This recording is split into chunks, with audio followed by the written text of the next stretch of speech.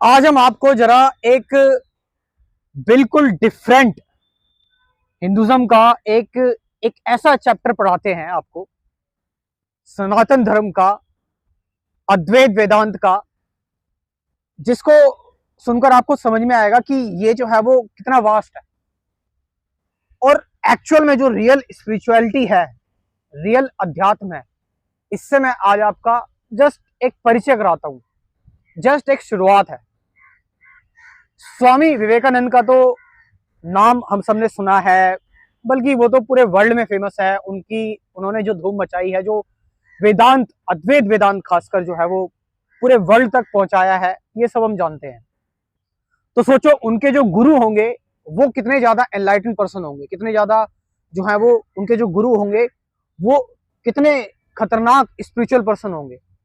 तो उनके जो गुरु थे स्वामी विवेकानंद के, बहुत सारे लोगों को पता है, बहुत सारे लोगों को नहीं पता। उनके गुरु का नाम था रामकृष्ण परमहंस। अब स्वामी विवेकानंद, जैसा कि मैंने आपको बताया, एक इतने स्पिरिचुअल पर्सन, एक मतलब एक अलग ही लेवल के इनलाइटन पर्सन।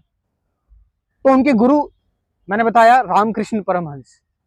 और सोचो रामकृष्ण परमहंस के गुरु कैसे होंगे, वो उससे भी ज्यादा खतरनाक, उनसे भी ज्यादा खतरनाक।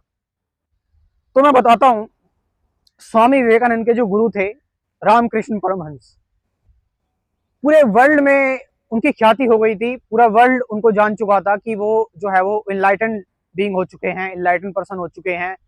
अब कुछ पाने लायक उनके लिए बचा नहीं है। वो पूरी तरह से जो है वो चीजों को समझ चुके हैं, एक बहुत बड़े फिलोसफर बन चुके हैं, बहुत बड़े स्पिरिचुअल गुरु बन चुके हैं।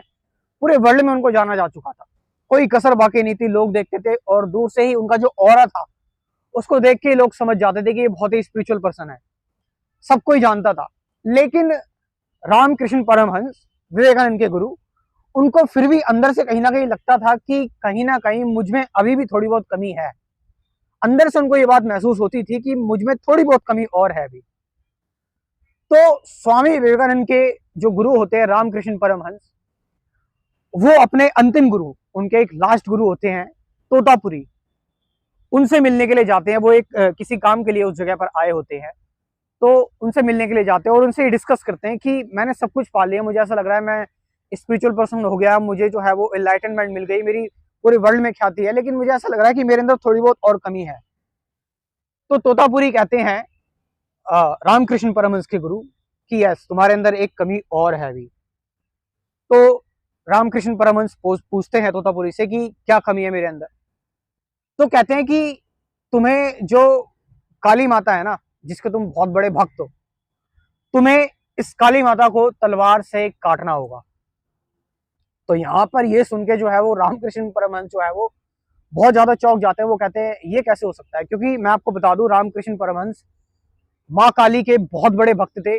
उन्होंने माँ काली की वजह से सारा धन, वैभव, सारी चीजें जो है वो सारी जितनी भी क्रेविंग्स थी, जितनी भी सिक्योरिटी थी, जितनी भी जो उनके जो थॉट प्रोसेस थे, सब कुछ उन्होंने माँ काली के लिए सब कुछ छोड़ दिया था। वो माँ काली के बहुत बड़े भक्त थे और माँ काली को लेकर से अलग वो कुछ सोच ही नहीं सकते थे। तो इतने बड़े भक्त थे, लेकिन तोतापुरी उनसे कह रहे हैं कि आपको माँ काली को जो है वो तलवार से काटना पड़ेगा। तो यहाँ पर अब एक बात जरा ध्यान समझिए, यहाँ पर तलवार से काटने का मतलब है साइकोलॉजिकली जो तुमने माँ काली को लेकर, साइकोलॉजिकली तुमने जो चीजें बना रखी हैं माँ काली को लेकर, जो तुमने साइकोलॉजिकली चीजें जो है वो कंडीशनिंग जो है, तुम्हारी प्रोग्रामिंग है, उसको साइकोलॉजिकली उसको हटाना, उसको साइकोलॉजिकली उसको अपने दिमाग से हटाकर, ताकि आप उस चीज से भी जो एक चीज आपको बांध रही है, जो कि माँ काली, उससे भी आप पूरी तरह से मुक्त हो जाओ। क्योंकि एक एक्चुअल में और जो रियल स्पिरिचुअल पर्सन होता है वो किसी भी चीज से बंधा हुआ नहीं होता, उसके अंदर किसी भी चीज की बॉन्डेज नहीं होती, कोई उसका आइडियल नहीं होता, कोई प्रिंसिपल्स नहीं होते, कोई उसका बिलीफ नहीं होता, कोई उसके उसूल नहीं होते। वो बिल्कुल फ्री होता है, कंप्लीटली फ्री होता है।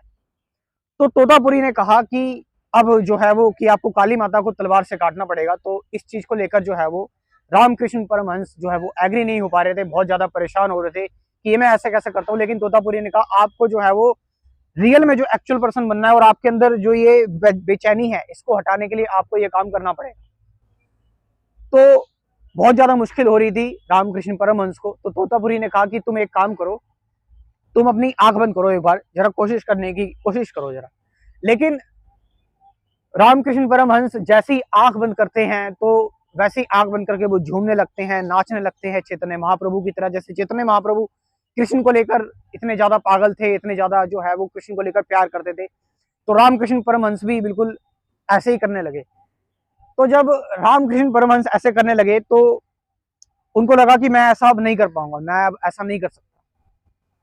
तो यहाँ पर जो तोतापुरी होते हैं, रामकृष्ण परमहंस के जो गुरु होते हैं, वो कहते हैं कि एक काम कर, तू जो है वो आंख बंद कर, और आंख बंद कर और तू जो भी चीजें इमेजिन करेगा, जब मेरे को लगेगा कि तू जो है वो माँ काली को लेकर बहुत ज्यादा तेरे अंदर बहुत ज्यादा प्यार आ रहा है, बहुत ज्यादा तेरे अंदर जो है वो भावनाएं आ रही है माँ काली को लेकर, तू बहुत ज्यादा जो है वो अटैच हो रहा है माँ काली से, तेरे आंसू आ रहे हैं, तू इमोशनल हो रहा है, तो मेरे तेरे तेरे माथे पर एक कांच से जो है वो एक चीरा लगा दूंगा, और उस टाइम तू जो है वो अपनी इमेजिनरी तलवार लियो, और उस इमेजिनरी तलवार से माँ काली की जो तेरे अंदर कंडीशनिंग है, जो तेरे अंदर बॉन्डेज है, जो तेरे अंदर अटैचमेंट है, उसको काट दियो।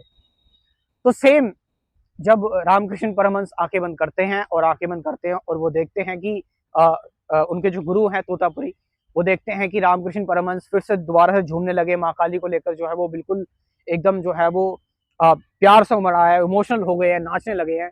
तो तभी जो है वो तोतापुरी क्या करते हैं कि रामकृष्ण परमहंस के माथे पर एक कांच से चीरा लगा देते हैं, और रामकृष्ण भी फटाफट झटपट जो है वो अपने एक इमेजिनरी तलवार लेते हैं और इमेजिनेशन में ही माँ काली के टुकड़े कर देते हैं, उनकी मूर्ति के टुकड़े कर देते हैं। उसके बाद जो है वो रामकृष्ण परमहंस 6 घंटे तक बिल्कुल ऐसे ही बैठे रहते हैं, और 6 घंटे बाद वो एक शब्द बोलते हैं रामकृष्ण परमहंस कि लास्ट जो मेरी बॉन्डेज थी वो भी बिल्कुल जो है वो खत्म हो गई है, अब भगवान और भक्त के बीच में कोई अंतर बचा नहीं है, अब मेरे अंदर जो है वो पूरी तरह से अद्वैत घट चुका है, अब कोई बॉन्डेज नहीं, अब मैं बिल्कुल फ्री हो चुका हूं। तो यहाँ पर क्या समझने की मैं आपको कोशिश कर रहा हूं बताने की, कि बहुत सारे लोग स्पिरिचुअलिटी में, अध्यात्म में इमेजेस से, रिचुअल से, बिलीफ से, प्रिंसिपल से, इन सारी चीजों से बहुत ज्यादा अटैच होते हैं। तो यहाँ पर उनके गुरु जो तोतापुरी थे, उन्होंने क्या करा, इस इस इमेज से, जो उन्होंने इमेज बना रखी थी माँ काली को लेकर, इस इमेज को जो है वो हटाया।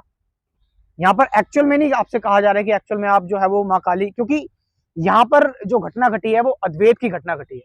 अगर सही और एक्चुअल अगर आप, क्योंकि पड़ाव होते हैं हिंदुज्म में, पहले द्वैत होता है जहां पर भक्ति आती है, उसके बाद अद्वैत वेदांत होता है जहां पर सब कुछ एक हो जाता है, प्रज्ञानम ब्रह्म, अहम ब्रह्मास्मि, अहम आत्मा ब्रह्म, ये सारी की सारी जो चीजें हैं जो हमारे अंदर घटती हैं, जहां पर पता लगता है कि ब्रह्म में और हम में कोई अंतर नहीं है, कोई डिफरेंस नहीं है।